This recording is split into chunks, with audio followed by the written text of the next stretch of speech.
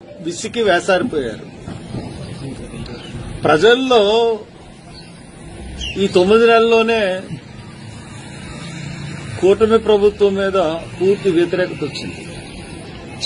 దానికి కారణం ఏంటంటే వాళ్ళు అమలు చేస్తానన్న పథకాలు అమలు చేయకపోవడం, చాలా ఆశలు పెట్టి నీరు కాచేశారు. అన్ని విషయాల్లో కూడా వాళ్ళు ఏ విషయంలోనూ కూడా ప్రజల్ని సంతృప్తి పరచలేకపోయారు. ఈరోజు సూపర్ 6 అనే పథకాలని చెప్పి ఈరోజు చాలా గొప్పగా అనౌన్స్ చేశారు. అనౌన్స్ చేసిన దాంట్లో అన్ని కూడా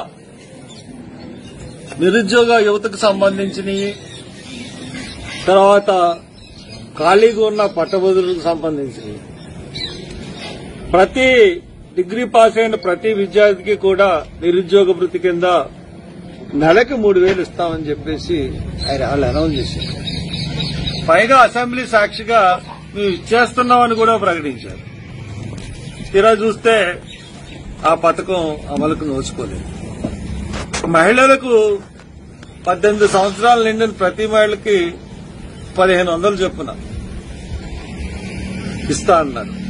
నెలకి 1,500 చొప్పున ఇస్తా. ఇంతకుముందు జగన్ ఇచ్చిన స్కీమే అది కూడా ఈ రోజున 9 నెలలైనా ఒక్క మహిళకు కూడా పడని పరిస్థితి.